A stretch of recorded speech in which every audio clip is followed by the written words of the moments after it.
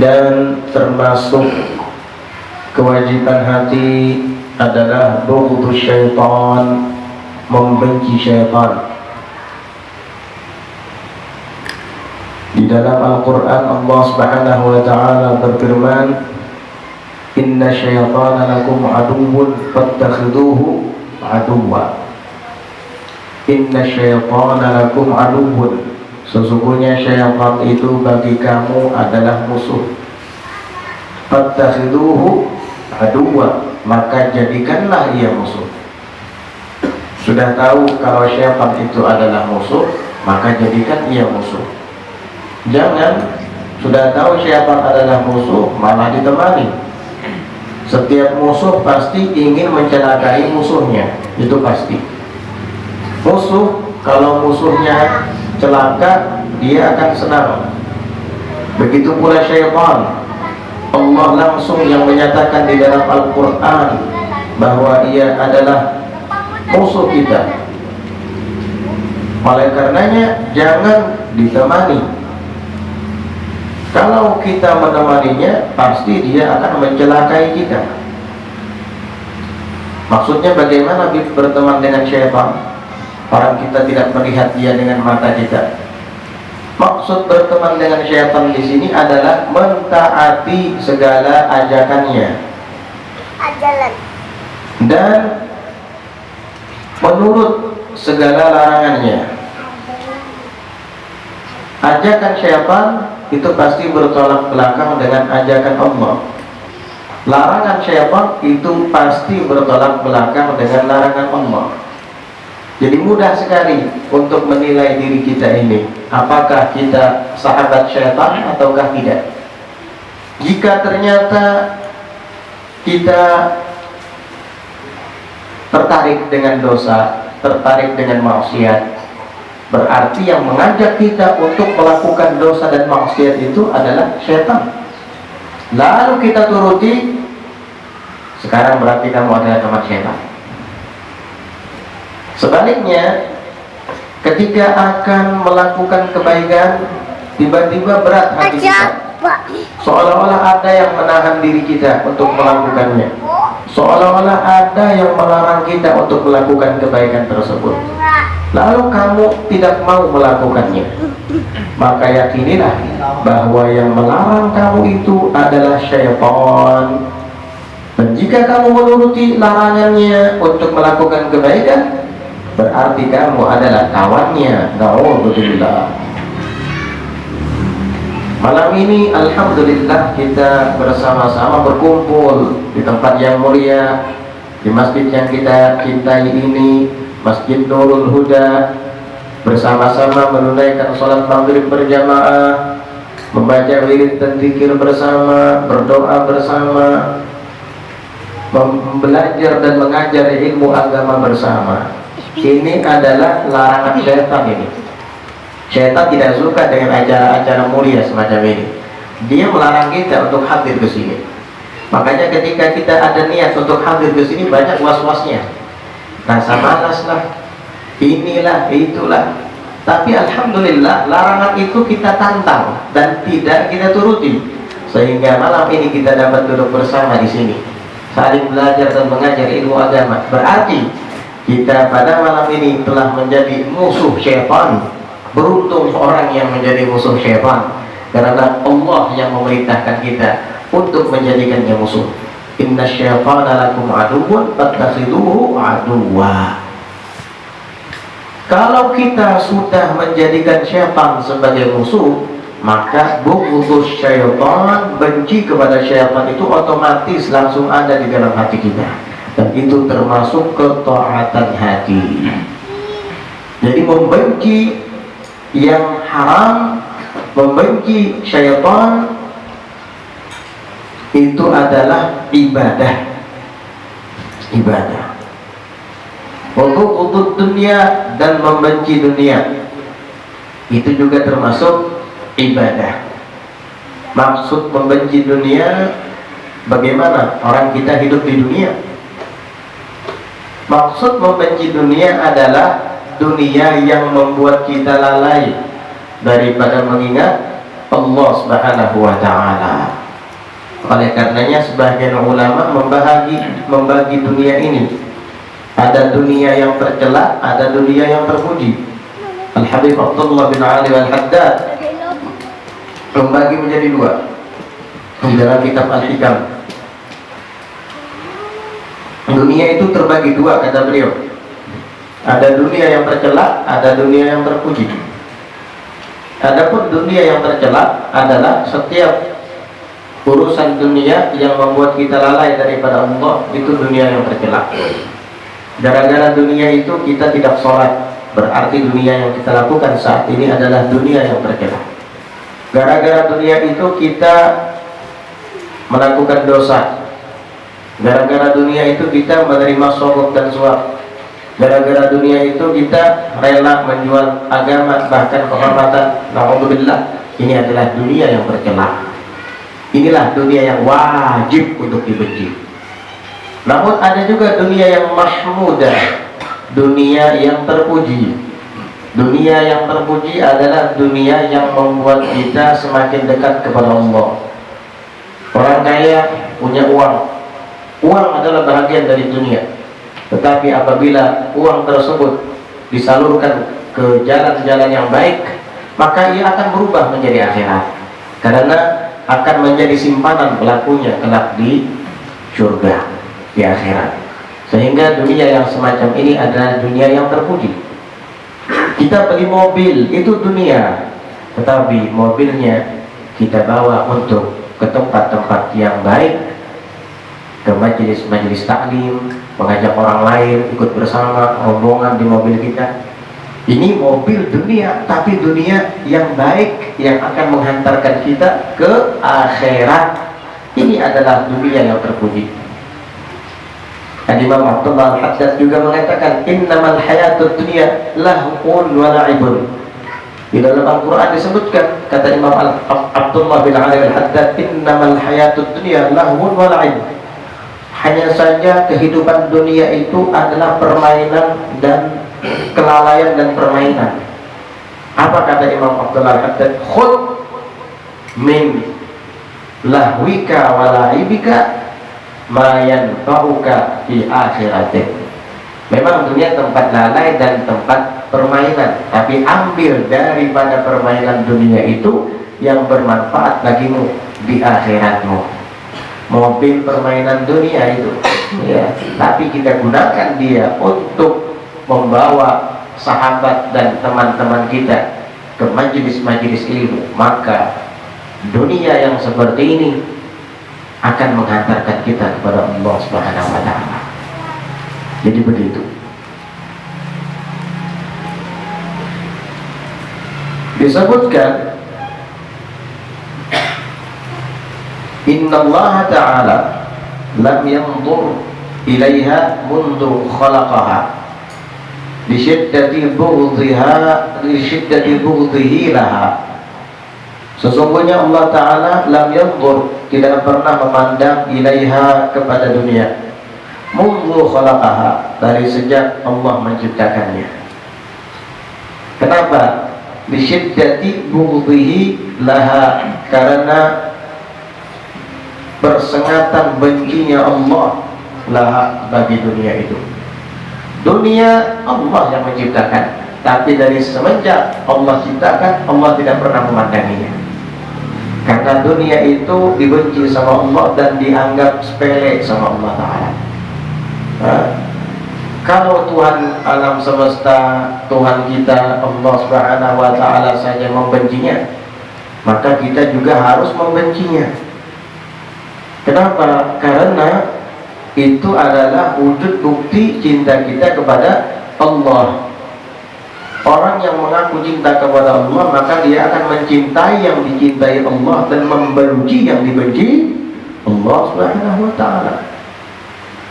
Sampai-sampai di dalam hadis Rasulullah sallallahu alaihi wasallam bersabda, "Law kanatid dunya ta'dilu 'indallahi janaha ba'udatin ma saqa kafiran minha syarbata ma'in." Jikalau seandainya dunia ini di sisi Allah sebanding dengan sehelai sayap nyamuk, tentu Allah tidak akan memberikan minum daripada dunia ini kepada orang kafir walau hanya seteguk air. Itu kalau sama dengan sayap nyamuk. Allah tidak akan memberikan minum kepada orang-orang kafir itu walau seteguk air. Kenapa? Karena mereka ingkar dengan Allah, tidak beriman dengan Allah, dengan nabinya dan agamanya.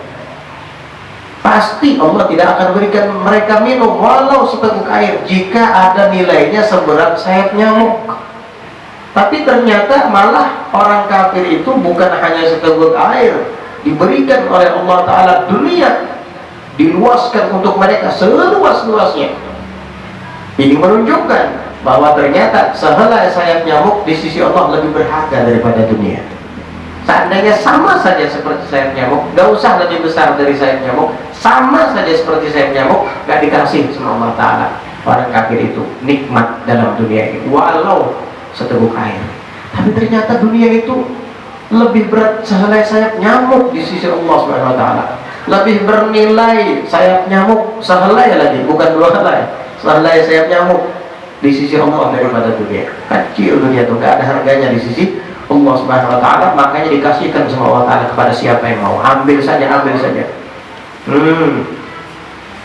Sehingga disebutkan di dalam di dalam munajat salah seorang wali, salah seorang sholihin, dia mengatakan, Allahumma innaka tu'tid dunya man tuhibbu wa man la tuhibbu wa la tu'tid dina illa man tuhibbu. Ya Allah, Engkau itu memberikan dunia kepada hamba yang Engkau cintai dan kepada hamba yang tidak Engkau cintai. Semua kita orang-orang yang beriman dan mereka orang-orang kafir diberi dunia, nggak ada beda. Mereka bekerja dapat uang, kita bekerja juga dapat uang. Mereka bekerja dapat gaji, kita juga bekerja dapat gaji. Cuman kadang kadar nilainya ada yang lebih banyak satu sama lain. Alhasil dunia diberikan kepada siapapun, mukmin atau kafir. Wala tu'tid dina illa man tuhib. Dan Engkau tidak akan memberikan agama ya Rabb kecuali kepada orang yang Engkau cintai, hamba-hamba yang Engkau pilih. Itulah agama. Agama tidak diberikan Allah kepada sembarang orang. Tapi kalau dunia silahkan ambil, karena tidak ada nilainya di hadapan Allah. Mau kafir yang menikmatinya atau mukmin, silahkan. Kita biasanya di pekarangan atau di halaman rumah kita itu banyak rumput tumbuh, apalagi musim hujan. Rumput-rumput yang membuat pekarangan rumah kita terlihat kotor, ya, itu tidak ada nilainya kan di hadapan kita. Sehingga tatkala ada kambing datang memakani rumput-rumput itu, atau sapi juga datang memakani rumput-rumput itu, kita tidak pernah marah, kita juga tidak pernah menghiraukannya. Terserah kalau dia makan, mau tidak, tidak ada urusan. Kenapa? Karena rumput yang ada di pekarangan rumah kita, di halaman rumah kita, tidak ada nilainya di sisi kita. Coba pohon mangga yang ada di halaman rumah kita itu, yang lagi berbuah, diambil sama orang atau dilempar ke anak-anak, wah langsung pujian-pujian. Oi, apa tuh? Bang Ampurnya baru makan lagi. Nah, iya kan? Kenapa? Karena mangga ada harganya, ada nilainya. Kalau rumput, giliran rumput nggak ada yang peduli, ya biarin situ. Bahkan kalau ada orang minta, Pak minta izin minta rumputnya, gesang sapi dulu, ambil, kalau perlu habiskan, babat habis. Kenapa? Biar pekarangan saya kelihatan bersih dan rapi, saya terima kasih banyak sama kamu, kan begitu. Karena rumput tidak ada nilainya. Coba mangga tadi, Bang minta mangga lah, ambil aja, sabi kedua pergi aja lah, dibatasi juga pulang, masih penting daripada jangan amputnya baru makan lagi. Itulah perbedaan antara yang berharga dengan yang tidak berharga. Makanya dunia dihambur-hamburkan sama Allah, ambil kata Allah, mau ambil, mau kafir, mau mukmin ambil. Tapi kita orang mukmin, bukan orang kafir. Mentang-mentang disuruh ambil sama Allah, lalu kita ambil, kada ingat lagi orang memberi dunia tadi, kada ingat lagi orang mengizinkan. Padahal kita orang mukmin, salah. Kalau orang kafir wajar diambil semua sama dia, karena mereka tidak mempunyai Tuhan, karena mereka tidak percaya dengan hari pembalasan. Kafir Kalau kita orang mukmin, masa sama kayak orang kafir? Na'udzubillah, beda antara kita orang mukmin dengan orang kafir. Jangan samakan antara langit dan bumi. Jangan samakan antara bintang kejora dengan tanah. Jauh. Syattana ma baina as-sama'i wal ard, syattana ma baina Suraya wa Sara, kata pepatah Arab. Aina Sara minat Suraya, aina Suraya minat Sara. Di mana sih posisi bintang kejora dengan bumi, dengan tanah? Jauh kan? Begitu pula perbedaan antara orang mukmin dengan orang kafir. Orang mukmin ibarat langit tinggi, orang kafir ibarat tanah rendah. Di sisi Allah ya, di sisi Allah. Kamu sudah tinggi dari langit, malah mau jadi tanah dipijak-pijak sama orang. Kemana naruh akal? Kita sudah dikasih agama sama Allah, sudah dikasih iman sama Allah. Alhamdulillah, nikmat yang luar biasa. Malah kelakuan seperti orang yang tidak beriman. Sudah dimuliakan, dia yang pengen jadi orang hina. Harus punya akal tidak? Makanya Al-Quran selalu mengingatkan, apalah taqilun, tidakkah kalian berakal? Apalah tatadzakkarun, tidakkah kalian mengingat? La'allakum tatafakkarun, semoga kalian mau berpikir. Begitu terus Al-Quran mengingatkan kepada kita. Paham? Jadi begitu. Di dalam riwayat itu disebutkan, ad-dunya sijidul mu'min wa jannatul kafir, wal akhiratu sijidul kafir wa jannatul mu'min. Sebaliknya kan begitu. Dunia ini adalah penjaranya orang mukmin dan surganya orang kafir. Jadi wajar kalau orang kafir itu ekonominya lebih tinggi dari orang-orang mukmin. Emang ini surganya mereka. Surga kita nanti di akhirat. Ya. Sebaliknya, akhirat adalah surganya kita orang-orang mukmin dan akhirat adalah penjaranya orang-orang kafir. Begitu. Jadi orang Islam di dunia ini bagai di penjara. Nanti di akhirat kita akan menikmati surga. Seandainya dunia itu dari tembikar, seandainya dunia itu dari emas yang tidak kekal, dan akhirat itu terbuat dari tembikar, dari tanah, tapi kekal, orang yang berakal pasti memilih akhirat yang terbuat dari tanah tapi kekal daripada emas yang daripada dunia yang terbuat dari emas tapi nggak kekal, kan begitu. Nah sekarang bagaimana? Dunia ini adalah tembikar terbuat dari tanah, udah gitu nggak kekal lagi. Sedangkan akhirat terbuat dari emas, kekal lagi. Pasti kita memilih akhirat yang kekal, emas lagi. Makanya dunia itu penjaranya orang mukmin, surganya orang kafir. Ada orang kafir nggak terima dengan perkataan ini atau riwayat hadis ini di zaman Imam Ja'far As-Shadiq, karena dia merasa miskin, gak punya apa-apa. Justru dia melihat Imam Ja'far As-Shadiq itu kok nyaman kehidupannya, lebih kaya lah dari dia. Langsung datang protes ke Imam Ja'far As-Shadiq dan berkata, orang kafir tadi bilang, wahai Ja'far As-Shadiq, saya mau tanya, ya kenapa? Di dalam agamamu ada riwayat hadis yang isinya ad-dunya sijinul mu'min wa jannatul kafir. Dunia itu adalah penjaranya orang mukmin dan surganya orang kafir. Kamu mukmin, saya kafir. Tapi kok kamu lebih nikmat perekonomiannya, kehidupannya, kesehariannya dibanding saya yang fakir dan miskin ini, padahal saya kafir, kata dia. Bagaimana ini? Apakah hadisnya yang salah atau bagaimana? Mestinya saya lebih kaya dari kamu, karena saya kafir, kamu mukmin. Justru saya yang merasa terpenjara di sini, karena saya fakir miskin, sedangkan engkau nyaman kehidupanmu, engkau mukmin. Ini bagaimana ini cara pengamalan hadis di dalam agamamu itu? Imam Ja'far Shadiq orang cerdas, nggak kayak kita. Seandainya kita didatangi orang kafir yang fakir, lalu bertanya seperti itu kepada kita, mau jawab apa kita? Saya fakir, saya miskin, saya cuma punya sepeda motor, kamu punya mobil, rumah saya kecil, kamu 2 tingkat rumahnya. Ayo, mau ngomong apa ini? Imam Ja'far Shadiq cerdas. Kata Imam Ja'far Shadiq, iya, betul. Kamu sekarang berada di surga dan aku di penjara sekarang ini. Tapi kamu kaya lebih kaya daripada saya. Jangan diukur dalam kekayaannya, jangan diukur dari segi ekonominya atau kenyamanannya di dalam ekonomi atau kehidupan. Bukan, jangan mengukur dalam segi itunya, kata Imam Ja'far Shadiq. Yang dimaksud di dalam hadis adalah neraca dan ukurannya akhirat. Kamu sekarang dalam surga bila dibandingkan di akhirat nanti.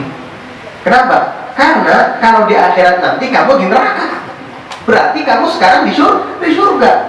Kamu fakir, kamu miskin, tapi kamu masih bisa leluasa berjalan ke situ kemari, masih bisa makan nasi walaupun seadanya. Coba nanti kalau kamu di akhirat masuk neraka, mau makan apa? Makan duri dibakar sama api. Nah, berarti kamu sekarang dibandingkan dengan akhirat lebih nyaman di dunia. Nah, saya, kata beliau, memang orang mukmin, memang kamu sekarang melihat saya sedang nyaman, sedang menikmati kehidupan dunia. Iya, tetapi ini penjara bagi kamu. Kenapa? Bila dibandingkan dengan nikmat surga, gak ada apa-apanya ini. Kalau dibandingkan dengan nikmat surga, saya sekarang ini seperti di penjara. Itu makna hadis. Kaget langsung orang kafir tadi. Berarti saya di dunia ini seperti di surga dibandingkan dengan kehidupan akhirat yang nanti masuk neraka. Iya, kata Imam Ja'far Shadiq. Aduh, kata dia, jadi saya masuk neraka nanti. Dia, kalau kamu kafir, tidak beriman kepada Allah, jadi nikmati dunia kamu. Ya, walaupun kamu makan seadanya, daripada nanti di akhirat kamu makan duri-duri, batu-batu daripada api. Jadi kamu sekarang ringan dibandingkan dengan di akhirat. Lalu mikir si kafir tadi, di dunia ini saya sudah tidak nyaman, di akhirat nanti masuk neraka lagi. Ya Allah. Akhirnya apa? Udah deh, saya mau masuk Islam. Dia bilang. Asik dia mengucap 2 kalimat syahadat, asyhadu an la ilaha illallah, asyhadu anna Muhammadar Rasulullah, masuk Islam akhirnya. Itu kecerdasan Imam Ja'far Shadiq. Di dunia sudah kafir, di akhirat masuk neraka aja pulang. Itu sudah jatuh ketiban tangga lagi. Enggak ada nyamannya. Udah deh, daripada saya di akhirat masuk neraka, mending saya masuk Islam saja, kata dia. Biar di dunia saya seadanya, tapi di akhirat saya masuk surga. Akhirnya dia masuk Islam. Subhanallah, berkat kecerdasan Imam Ja'far Shadiq. Dan tentunya yang kita bahas dari awal sampai akhir tadi adalah dunia yang tercela, ya, dunia yang melalaikan kita dari Allah. Jangan salah paham. Gara-gara disuruh membenci dunia, lalu kada pegawai lagi, nggak mau kerja lagi, lantas anak istrimu mau dikasih apa? Orang bekerja itu tetap wajib. Ya, sampai di dalam hadis itu Rasulullah SAW bersabda, "Talabul halal fardhatun ala kulli muslim." Mencari rezeki halal wajib atas setiap orang muslim. Tahu arti wajib nggak? Dikerjakan dapat pahala, ditinggalkan malah dosa. Salah kalau kamu membenci dunia lalu tidak bekerja. Salah. Justru kamu tidak bekerja padahal banyak punya tanggungan, dosa. Karena bekerja hukumnya wajib. Dan jika kamu bekerja untuk cari nafkah, anak dan istrimu di rumah, dapat pahala. Jangan kira pahala itu didapat hanya melalui sholat, melalui baca Quran saja. Pahala juga bisa diraih melalui usaha, melalui pekerjaan yang kita gandrungi. Kenapa? Karena ini juga wajib, sebagaimana sholat wajib. Kalau mengerjakan sholat yang fardu itu kita dapat pahala dan meninggalkannya berdosa, begitu pula mengerjakan pekerjaan kita, berusaha, begawi, dapat pahala, dan meninggalkannya kita berdosa. Hati-hati. Mentang-mentang benci dengan dunia lalu karena begawi lagi. Emang kamu lebih hebat dari Rasulullah SAW? Rasulullah berdagang. Iya. Cinta dunia Nabi. Enggak. Sampai-sampai Nabi itu ditegur sama Allah Ta'ala. wabtaghi fima atakallahu daral akhirah wa la tansa nasibaka minad dunya. Subhanallah, begitu kan oleh Allah Ta'ala. Wabtaghi, cari fima atakallah, pada apa yang Allah berikan kepadamu, ad-daral akhirah, negeri akhirat. Udah, kamu ibadah saja, cari negeri akhirat, karena Allah karuniakan kepadamu pemberian-pemberian. Jadikan ia sebagai sarana, perantara untuk kamu meraih negeri akhirat. Udah, ibadah aja kamu. Wala tansa nasibaka minad dunya, tapi jangan lupa ya bahagiamu dari dunia. Jangan lupa. Fa idza faragta fansab, jika kamu selesai beribadah, fansab, ayo bangkit cari dunia, bekerja. Jadi Nabi itu kalau sudah ibadah lupa dengan dunia, sehingga diingatkan sama Allah Ta'ala, wala tansa nasibaka minad dunya, jangan kamu lupakan bahagian usahamu dari dunia, tetap kamu bekerja. Nabi kalau sudah ibadah lupa sama dunia. Kalau kita nggak usah diingatkan, pasti ingat. Nggak usah diingatkan kalau kita, justru kita ini diingatkan sholat malahan. Kalau pekerjaan nggak usah disuruh, tokonya pasti dibuka setiap pagi. Ya, nggak usah digarap, bangun sendiri. Kalau dalam urusan dunia, ya, pergi ke perusahaan, sudah jam 5 tuh sudah siap bajunya, sudah pakai helm, sudah pakai sepatu safety, ya. Udah, masing-masing duduk di halte nunggu bis datang. Nggak tahu tuh sholat subuh apa enggak. Giliran Nabi kalau sudah ibadah lupa sama dunia, mesti diingatkan. Kalau giliran kita nggak usah diingatkan, pasti ingat untuk dunia, tapi nggak tahu akhiratnya. Akhiratnya justru mana kita ini yang perlu diingatkan. Paham? Jadi begitu.